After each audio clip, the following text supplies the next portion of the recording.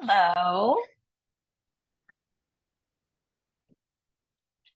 Welcome to the August AMA. Hope everybody's doing well.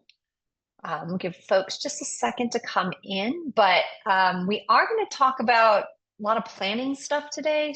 So if you join because you have a specific planning question or a concern, please feel welcome to pop in the chat or raise your hand, and we can start with your stuff while other folks start to come in. I have a few things that I've gotten over the month, a little list in front of me, but you're here. You showed up, so you get to ask the questions first.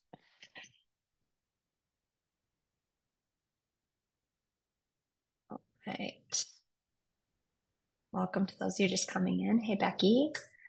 All right. Oh, thank you, Joanna. I would love to know your PPP question. If you want to pop off mute, what has come up around the PPP? Apparently the Small Business Administration is auditing everybody. Okay. It's coming through. Of course, thank God we did lots of paperwork because you and Claire were amazing back in the day. And I was just on the phone with the bank and I saw your AMA and I was like, oh my God, I can ask you. Do you remember why we had to do, so I'm a sole proprietor LLC, but also had employees, and we had to do two separate loans because of that? They don't understand why. They think I've stolen because I have more than one loan in two drawers. What is it I need to say in my letter to them that goes, calm down, I am not stealing from you? Right. So are you taxed as an S Corp? No. You weren't, and you weren't then? No. Okay. There were two separate tranches of PPP. Yep. And in one case, there was, hey, would you like to add on? That was the first one. Like, you didn't make it, we added some more money. And then there was one in like the spring that was like PPP 2 that was later. And that was a whole different, like, hey, if you still meet these conditions, we're opening up another round of funding. Yeah. You can reapply. So it wasn't. No. It's not there were two rounds of funding question. I know that one. Okay. It was we had to break out the loan requests for my lost income versus my employees' salaries. Got it. Because I was a sole proprietor. Because you're getting paid by distributions. Yes. So there was a business owner. You did a business owner filing for your compensation as the business owner. And then you did a W-2 compensation filing in order to support the salaries of your W-2 employees. Paid by that's the language. Distribution. Okay. Perfect. I just needed to know the right language to put in there. So I didn't go, y'all told us to do this way. Right. Yeah. And that makes sense. And it's good to have this heads up because I'm guessing that then people who were S Corps who filed one under their W-2 income and one under distribution, or, vice versa, or an equity payment. So heads up to anybody who took a PPP loan, basically coming back and auditing everybody and asking for basically everything again. Even if your loan was forgiven, they're basically like, we need you to submit anything plus all of your tax returns for the 2019 and 2020 years. All right, that 2019 and 2020. Yeah. Got it. Sorry to be a party pooper at the beginning of your session. That's okay. It's a good thing to know. I hope this is helpful for others, or at least a pre-warning to go find out where you filed everything. Yeah, that's excellent. Well, hopefully, again, this is just a checkbox with the bank. Yeah. Again, I also know, again, looking back on that time, there were people who were taking like $1 million PPP claims. And like, I know that most people who were coming to my webinars and stuff were just like, hey, I'm going to get 20,000, 30,000, right? And it wasn't Like like, really it was like, not oh, we I could get an extra 7 if I do this again for my distributions, right? And wasn't so, there on the second round, because I think I actually got on the second round, if you were early because you knew that the money was going to run out yeah, and filed too early, you actually missed out as a business owner filing of like an yeah, extra tranche of money. Okay. So I actually didn't get as yep, much. Could have done, but whatever. yeah. The rules also Were changed, if I remember, in like the second tranche. Like I will go back. Like I have all of this archived. yeah. I think we still have the You are recordings if you are needed. the I don't know who all the rest of the people, but hello to everybody else who's on the phone with the awesome Jill. But I'll just tell you now, if you are on the fence of working with Jill, she basically talked me and a whole bunch of people off the ledge for months on all of this nonsense. And I will be forever grateful and one of your biggest fans. Thank you, Joanna. I appreciate that. Well, I can't say I miss the days when we did have 100-person webinars where people were like, please tell me everything. I don't, because it was an awful time and I did not enjoy myself. I did, however, appreciate that you and Claire were sorting us out. Yes. Oh my gosh. Yes. So there was I remember that time. So the IRS would put out these new declarations on like Friday nights and they would come out around like 7 o'clock on the West Coast. And Claire and I would like get wine and sit at the table and go through the new document of like, okay, what are we going to have to put together? Do we need a new webinar? Like, what advice do we need to send out tomorrow so everybody's ready for this on Monday? So yeah, it was a good time. It was good times. It was just, every Friday night for about 6 weeks. What are the new rules to getting stimulus this week? Yes. So yeah.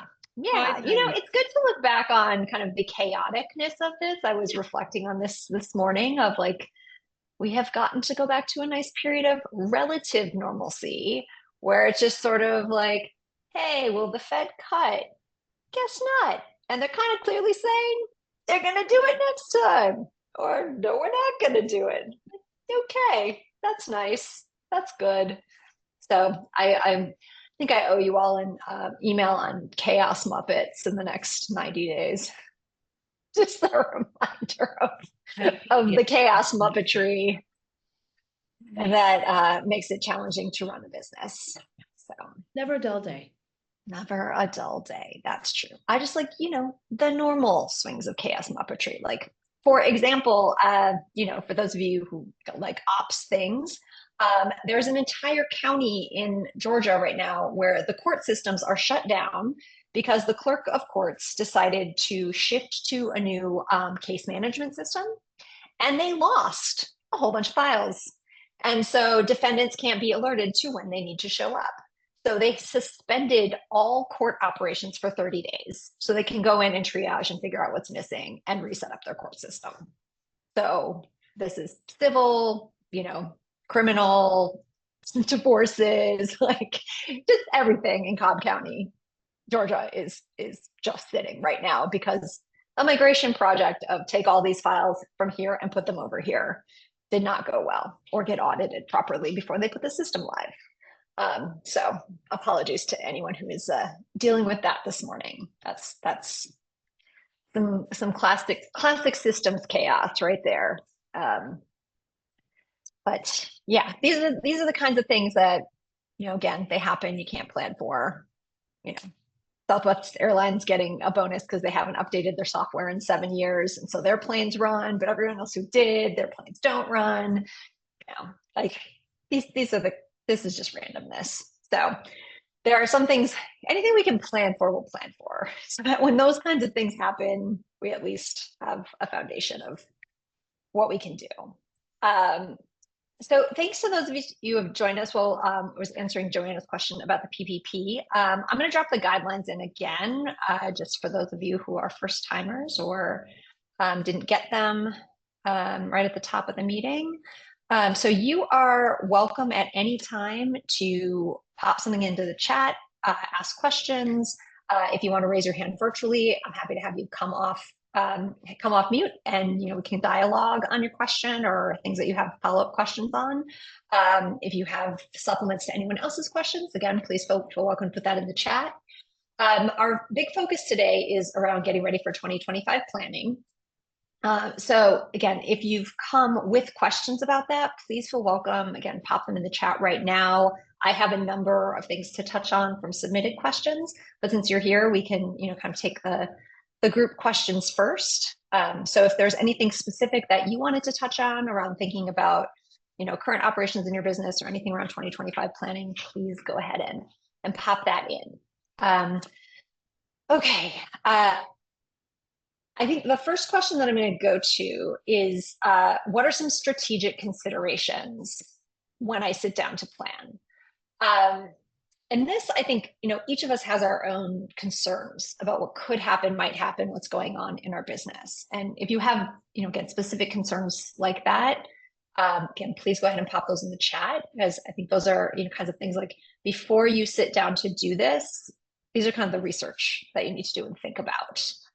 Because you don't want to sit down to do your planning and be like, oh, right, I didn't think about these big picture things, right? At the point that you sit down, it's more to get organized of like, how are we going to do it versus what does the world look like? So this is the time of year when you want to have your what does the world look like for me thinking, carve out some time and space for yourself in the next 6 weeks of, kind of what factors are going on. What do I need to think about? What decisions do I need to make to effectively guide others in helping me plan, to ask my professionals questions, to have some time to do research or have people on my team do some research.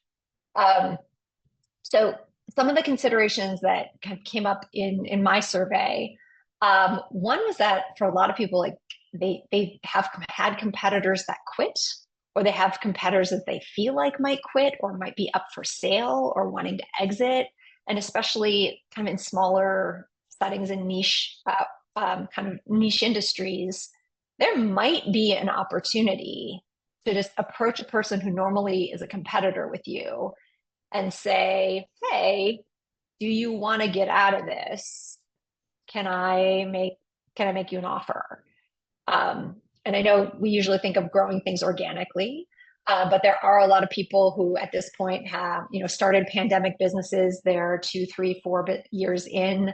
It's just, been a ringer the whole time for them, or they had an easy couple of years and now it's gotten harder.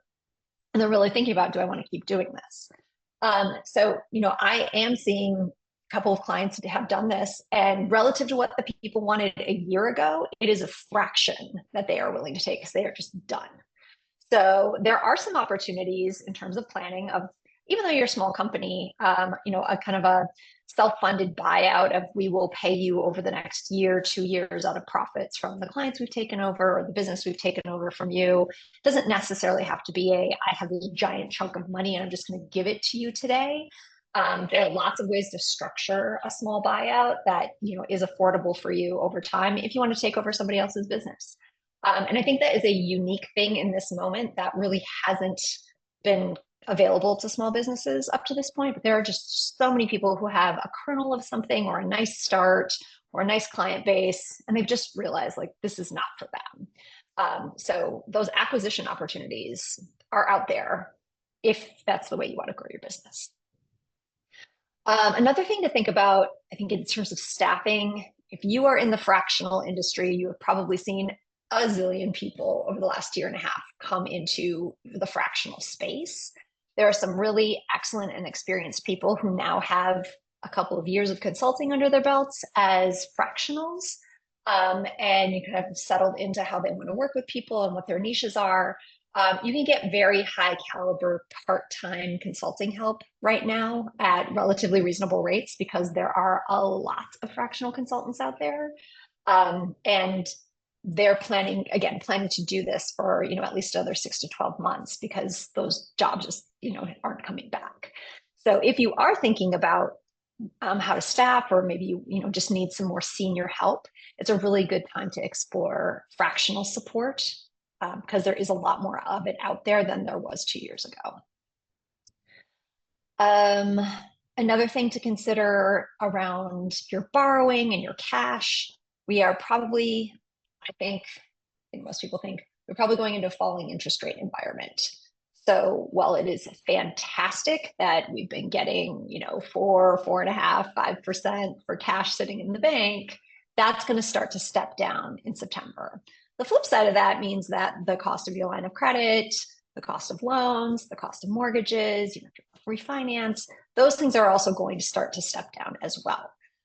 We don't know how fast, but kind of over the next 12 months, generally, I think the consensus is interest rates will be lower a year from now than they are right now, probably starting next month. Mortgage rates are already falling, credit rates are falling a little bit. So just something to consider of one, if you have cash sitting in the bank because it's been getting a nice rate, that's going to start to go away. So do you have another use of that cash, or do you want to pay yourself out at the end of the year? Or is it better to pay down debt now that you're not making so much money from it? Or do you want to, be more aggressive, excuse me, in investing in your business? And on the flip side, again, if you're looking at kind of a bigger move, is this a better time to do it because there are more favorable credit and loan conditions?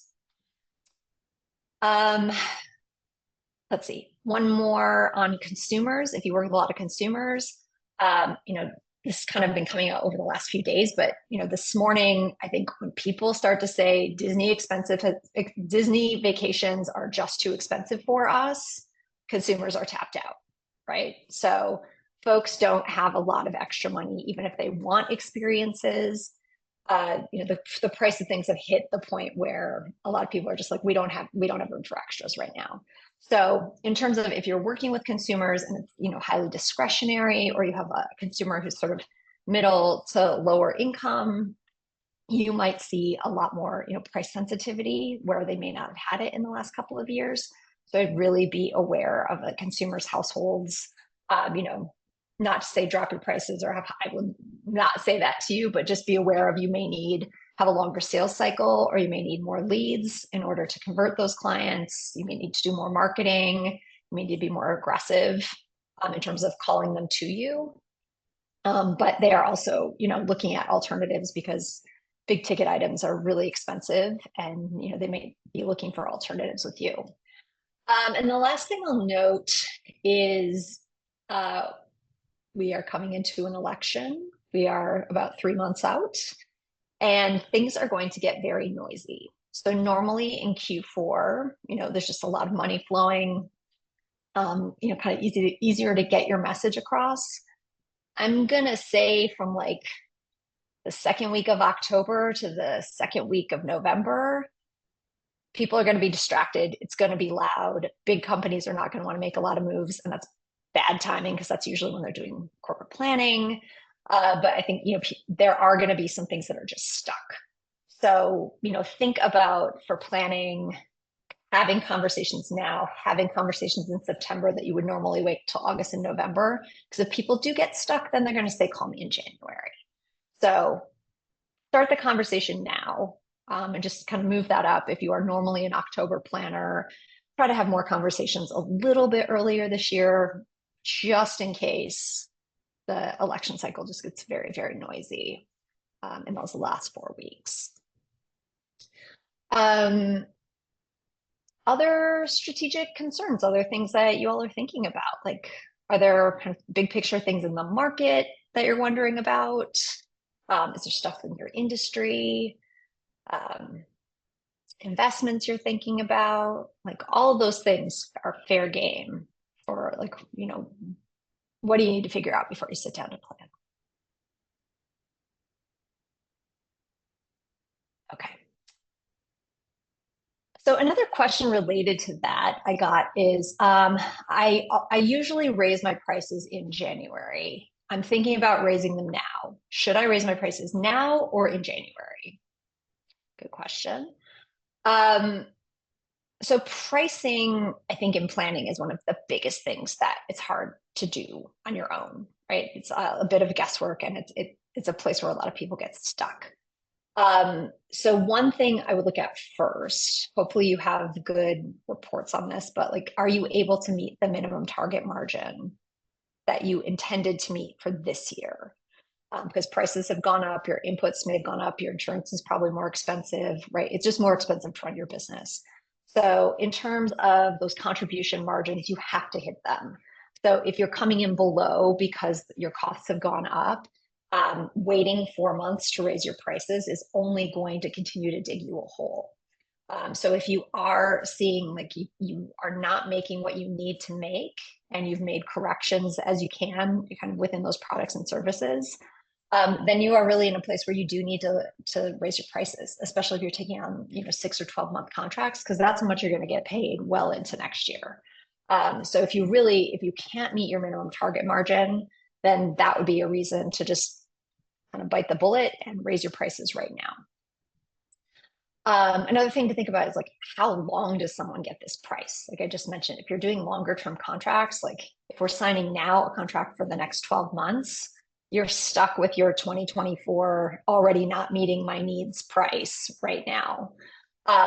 So you might, permanently shift to say, hey, we usually raise prices January 1. We're shifting that to, we're going to do it September 1 from now on. Right now, you can just plan for that. So this is what it is September 1, or this is what it is October 1. But I would think about like if you are locking yourself into a longer contract and it's just not going to work for you, you have to adjust, have a pricing conversation and adjust. If you're not sure, then this is a good time to look at what you're actually making from what you're selling. It's a good time to check in on like increases that you've experienced. Some of them are subtle. We have stuff set on recurring, pricing. Stuff has gone up by $2, $5, $10. There's new minimum wage from July. Your contractors might be coming back and adjusting, the rates that they're asking you to pay. And all these little things add up and they, again, eat away at the amount that you're contributing to overhead from every sale. So really do take the moment to look at like, am I making what I think I'm making from what I'm selling? So I will say, as I'm doing this with my clients, almost everyone has had hidden expenses like interest expense and, again, higher insurance costs, more, kind of auto or gas costs, things just kind of crept up. So in terms of being able to cover what you need to cover, it's a good time to just look at where you're at. And I think the last thing that I'm thinking about, like the timing of raising prices. So another tactic is even if you don't want to raise your official price until January 1, you could signal, hey, prices are going to increase on this date. We can pre-order, you can sign your contract now and put in a deposit, right? If you're willing to do that and kind of call the work to you now to start later to lock in that price or to adjust the price.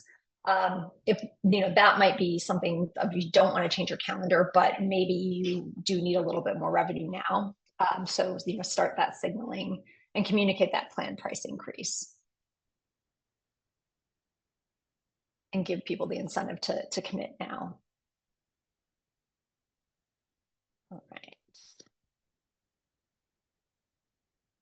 How are you all feeling about pricing? Do you feel like you have the information you need to make your price adjustments going into next year?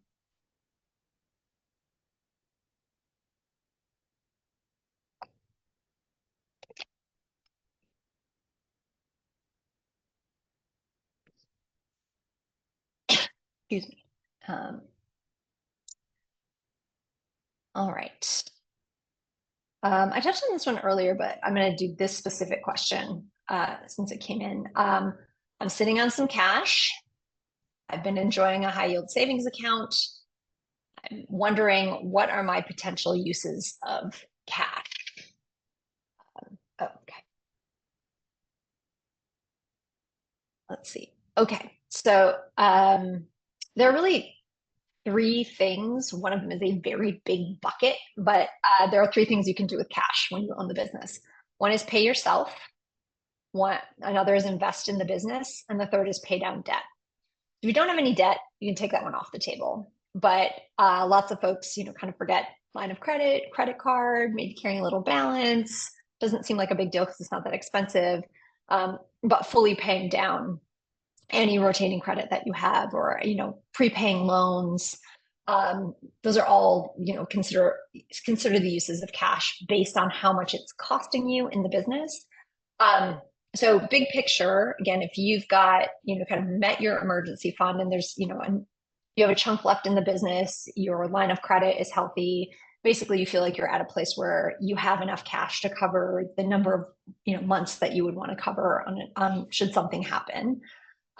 The choices for you are either going to be invest in something in the business or pay the money out to yourself.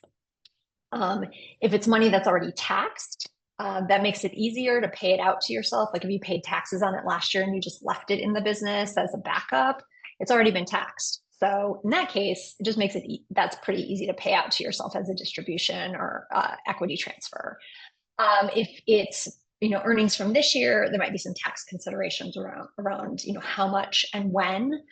So this is a good time to kind of talk to your tax accountant about what the rest of the year looks like, and figure out, like, do you need to have, if you're an S Corp, do you need W-2? Do you need to set aside a reserve? What do you need to pay yourself? And then can you pay yourself something above and beyond that? In terms of invest in the business, this is kind of all the things, right?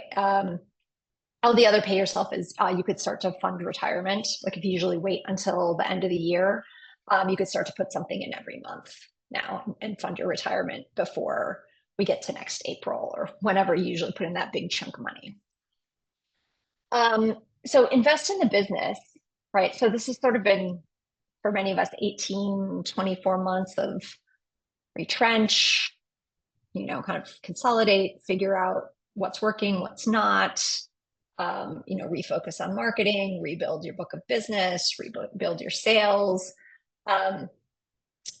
If you are at that point, I think you can decide, what, somebody just came into the office, what you might need to go forward. So that might be people, that might be more equipment, that might be advisory help, might be improving your systems, it might be software. But, again, if you do have that available, planning now for what do you want to realize in qualified business expenses before the end of the year, so that you are actually spending that money to get the tax benefit this year. What do you want to plan for next year? I think those are, kind of good things to look at now, and also then what do you want to carry into next year? So again, that's always the answers on the use of cash are always going to be pay yourself, invest in the business, or pay down debt. So it just, again, figuring out like what's the right mix of that for you. All right, I'm going to jump into the chat here.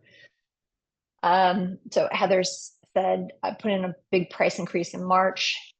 That seems like good timing. I think you got a lot of the increases if you did it in March. So that makes sense. Joanna's saying she's making product adjustments, so full pricing makeover. Yeah, that makes sense. So I think timing in terms of like announcing when that is, I would say like beginning of November, because individuals, a lot of folks will be like new year, new me, and kind of wake up in early mid-November and be like, oh, right, I want to start in January. I want to make sure I have this lined up. So if you are someone, again, who's making some new products, corporate, typically, again, I think it's going to be late this year, but corporate planning season usually starts mid-September, start of October. So, having things ready to go for your B2B clients by the end of September typically is pretty safe. And for individuals, usually November 15th, if they want to start at the first of the year, is the point where they start to, be like, oh man, I meant to do this year. And I just realized it's almost December and it's almost Thanksgiving and I've got to do it. I don't know if you all get that burst at the middle of November when people are like, right, crap, all the things. I have 6 weeks to do all the goals. So there's usually a run forward by individuals. Okay, Chris, luxury not needing to do a ton of marketing spend. Okay. We're moving into a new market and we'll need to spend now. I have no idea what a reasonable amount is to spend. It's highly variable. Are there rules of thumb? That is a good question. And I think it depends on what you're doing, right? So first there's like, how much can you spend? Like, what are you willing to put on this, and what are your expectations of what you need to get out of it? And then I think it's like, is it, brand marketing? Is it performance marketing? Like, do you need to make people aware that you're doing this new thing and introduce yourself to the market? Are people already relatively aware? Do you have a list? Are you going to be able to take a group that you have and move them over onto the new thing? And then that would be more around inbound lead generation, perhaps some performance marketing, maybe some paid search, or targeted ads. So, the what you spend, there's the time consideration and sort of like the sweat equity, and then like what dollar out of pocket. And I think the closer you are to, I can put money in here and turn it into a sale here, and like those performance marketing measures, I think that's sort of the kind of, that's the really flexible spending, where it's like, if I know I can put $1 in here and find a customer over here, that's where the variability in marketing comes in. If it's, I need to update my brand, I need to tell the story, I need to go to conferences, or be at trade shows, or appear in magazines, or things like that, like I need to get the word out, right? Just general awareness. That's really, again, what can you afford to spend, and what's a smart way to do that, to get those folks moved into a place where you can qualify them as leads. So I would really look at, like, don't super overextend yourself. Also look at the potential of like what you can sell in the next 2 or 3 years against the new market. That's kind of like an analytical way to look at it. But again, I would not kind of overextend yourself until you have a good sense of like what's our experience with the market, and kind of develop it that way. No, it's not a rule of thumb. Does anyone else have a rule of thumb that they use when it comes to how much to spend on marketing in a new category?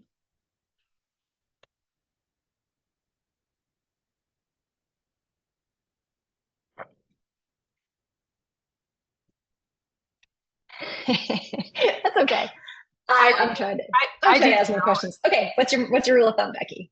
When it's something new, I'm always encouraging to go bigger than go smaller. So I tend to inch up to that 10% mark on something new. And then past that, I'm always trying to get my clients, trying to get them to base it off of what their growth goals are. So when you're just wanting to hold steady and replace lost clients and have your name out there in the world, you can be at like 2%. But when you're trying to grow, if it's a little growth, 4%. If it's a pretty substantial growth, 6%. Usually I never encourage to go over the 10% unless there's a very specific reason. But is that 10% of gross revenue? Yes. Okay. On something brand new, where it's more of a PR thing in the right things. But the one thing I always require is targeted marketing. Like, it can't just be random stuff. It has to be very specific to know you for sure are going to get the message to the people who need the message. So Becky, I just can't get that boat in Cannes next year. Throw $1 million party. Exactly. Sorry to players in the ad tech space. Yeah. Yeah, the boat parties, we're not the finance folks are sort of like, really? We're just gonna have people that you already know come to $1 million party on a boat in a place where nobody who makes the decisions is. Okay. But yeah, so no boat parties unless they're highly targeted. I'd like to see your targeting plan for your boat party. But yeah, I think so when you say gross revenue, that's of what you have today. Is that right? When you're starting out, you're talking about an investment. So it's off of your target. And I'm usually trying to work with a best case, most likely case, and worst case scenario. And then that's going to end up falling somewhere on their risk tolerance level, but since it is an investment. So if they like to work off the pessimistic, we're going to go 10% on that worst case scenario.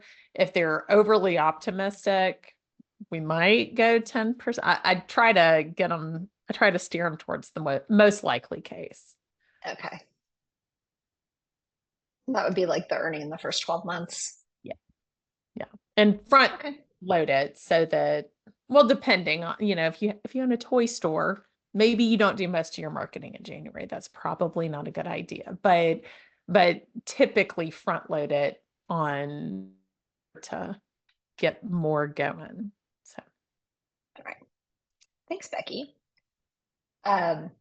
Yeah, Chris, I mean, you can boat party if you want to. I know you're a very responsible person, so if you wanted to throw a boat party, I'd probably make an exception because there's probably a really good reason you want to do it. We just in general see a lot of bad boat party spending. Yeah. All right. Chris, do you have any follow-ups to that or anything else that you wanted to ask?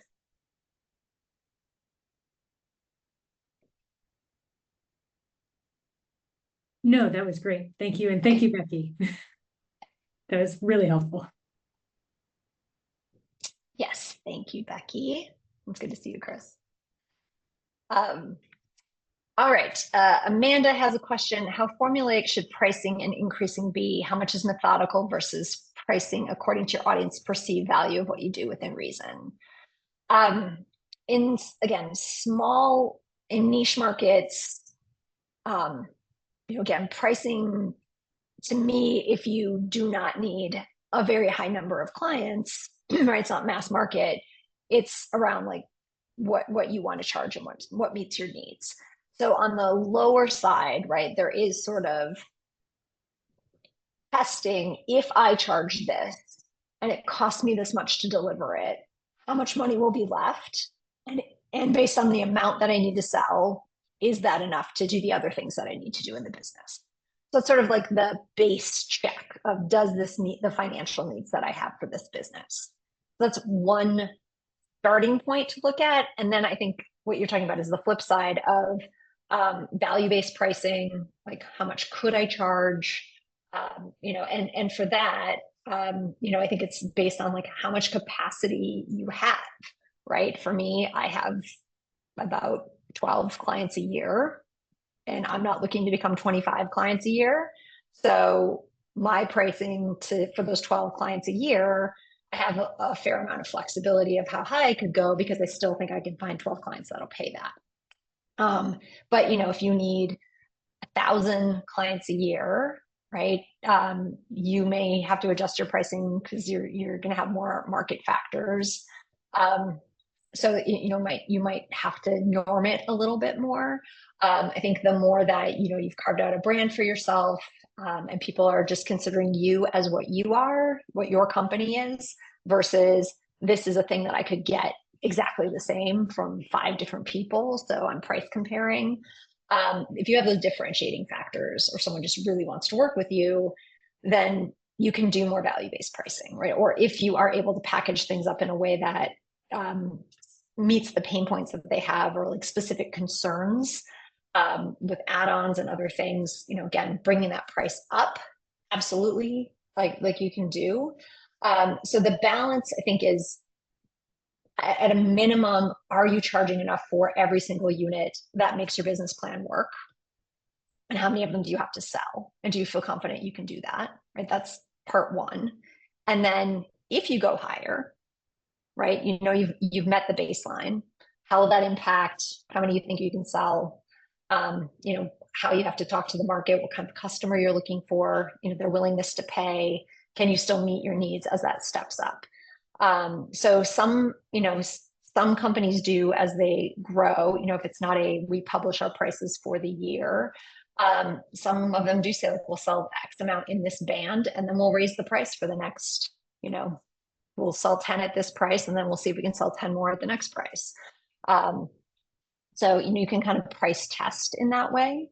I haven't published on this yet because I haven't been able to break it down into the size of a newsletter, but there is there are a lot of studies that have come out in the last couple of months about dynamic pricing and what people are using now to personalize pricing for people who may have different considerations, whether you think that's fair or not. In many contexts, when you're isolated online, people are charging wildly different amounts to, me versus somebody with less willingness to pay who doesn't fit a fact pattern. So, there are dynamic pricing models, they are allowed. So you may follow sort of informal dynamic pricing of not everybody gets the same price, right? But you know that the minimum of this meets my needs. Or I had, somebody I was talking to earlier today who's like, yeah, I'm really busy right now. And someone came to me with a last minute project. So I just threw out a ridiculous number that I knew was gonna, if I got that, I wouldn't mind carving out the time for my personal life. Right. So that was, but that's like, I don't need it kind of pricing, right? Or if you're willing to pay this much, I'll take it on, right? So there are a few, again, there are lots of different ways to approach pricing. So as long as you have a base sales plan that meets your needs, then you can start testing and trying out other pricing above that. Does that answer what you're looking for, Amanda?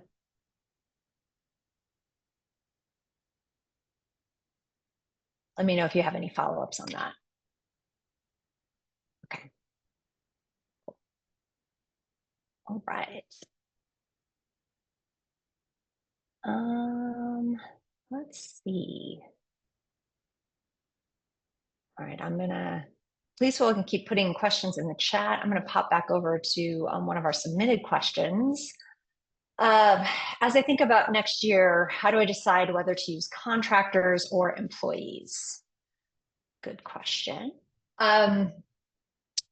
So employees, I think if you need to control when and how work is done, right? How you want the work done, where they need to do the work, right? If you need a measure of control, you need to have people who are employees, right? Contractors have to have the flexibility to say, this is how I will do the work, this is where I will do the work, right? You can negotiate it and agree on that, but once it's contracted, they need the flexibility to say, this is when I work, this is how I work, this is how much I get paid, right? They have to be able to set those terms.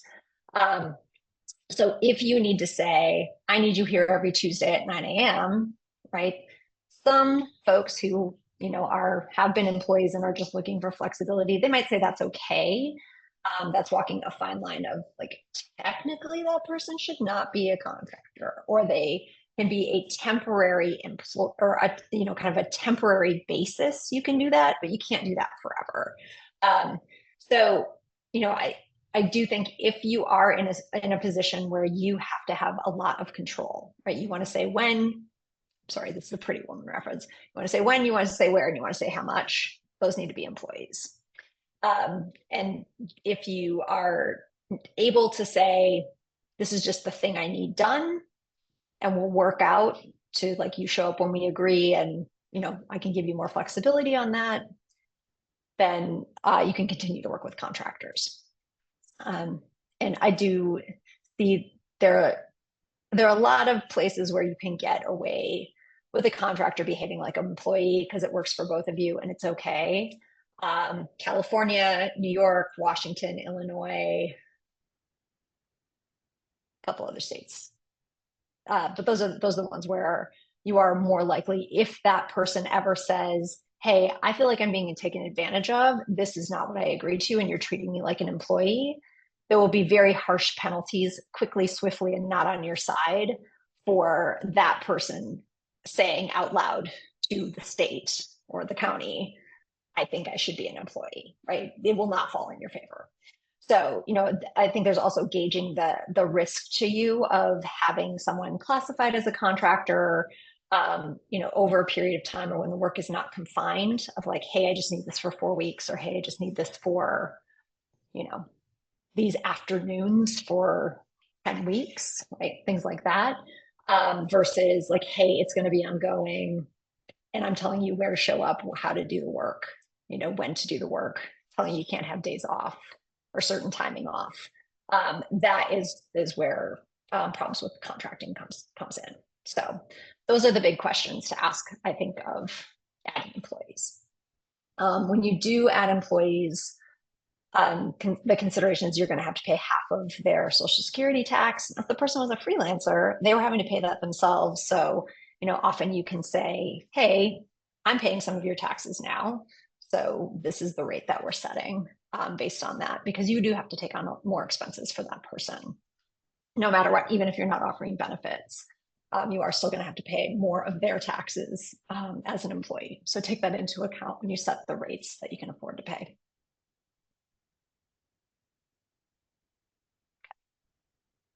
Any other questions from the group? I've got one more in my submit reserve. So let's see, I'll go to that one. And if anybody else raise their hand, hop on, ask anything. I'll circle back after this question. Okay, should I change my strategy around Google search? This one just came in the last couple of days. So I'm going to say this is related to Google search being called a monopoly. Kind of all missed it with all the other stuff going on. It's been a little bit quiet. But in the last week, a federal judge found that Google search is a monopoly. They're obviously appealing that.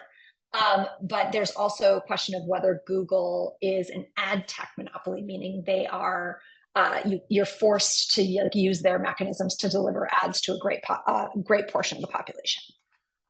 So there's a good chance that Google at some point is going to be broken up, right? If you remember how this went with Microsoft, when we were all forced to use Internet Explorer, all of a sudden there were a bunch of other options, and Internet Explorer had to be carved out as its own product and sold separately.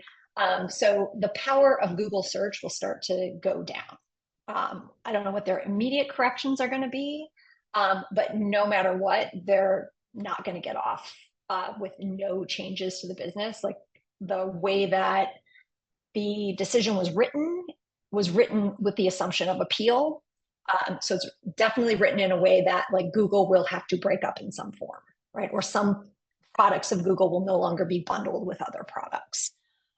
So it's something to be aware of if you really rely on Google search as your main, SEO lead. Like this is where all your leads come from. This is again going to be a pretty big ecosystem change. So I would, again, if you don't have a list or you're not focused on list building, if your strategies are a third party has to send people to me, and that's how my business works. This is one of those big shakeups and moments that like that's not going to work as well, and it's going to take some time to figure out how to make it work. So bringing people directly to you, have direct conversations, right? Build your list, build direct conversations with people, build the right to reach out to them directly, do things that incentivize people to get in touch with you directly and not go through a third party. And look at some research on where else can you be discovered, right? Where's some new ways? If you're super reliant on Google, your discoverability is going to get disrupted. Again, chaos Muppetry, but it's developing. It's not going to happen in one day, but relying overly on Google at some point in the not distant future is going to be a problem. So yeah, if you haven't read this decision is amusing. There was an executive from Apple who said there is no amount of money Microsoft could pay us to use Bing, which is really like we've got that and DuckDuckGo, and I don't know, are there other search tools that people are using? I think like I asked my kid and he's like, what, there's stuff that isn't Google? Go ahead, Joanna. I would argue that the Google announcement about Google Zero is actually more important than the breakup of Google. Okay. So Google came out a couple of months ago basically doing their big launch around Gemini and their AI tools, because what they recognize is that search is very quickly moving to AI tools as opposed to your standard search thing, because, and this is what you hear a lot of people whine about, if you go into Google search and search for, I don't know, shoes, you get like page one is ads mostly more than anything else. Whereas if you go into ChatGPT, Gemini, Claude, fill in the blank here, you get a very different set of results. And there's a recognition that that's happening. And I have found over time that listening to where the puck is going when it comes to Google specifically means that you can be proactive against what is, they are scary smart. And if you plan for where their puck is going, you'll actually be there when they land there, as opposed to reacting to our slightly slow, litigious policies. Now, do I think Google will get broken up? Yes, but not within search versus, I think they'll probably separate out the G Suite and some of the other things potentially. But yeah, that's where I would pay attention as opposed to what happens to search. Great. Thank you. Welcome. What are ways that you watch where the puck is going? Where do you look for that? Is this your Zen? Yes, well, you know, Zen of Google? no, not Google necessary. I love being like 12. I like reading and learning about any emerging technology. Because when you are in the conversations around where it's going, you can actually prepare yourself to be there. I will openly say that my entire career was built on this. Because if you're reacting to, you're just late, and you in this industry you can't be late.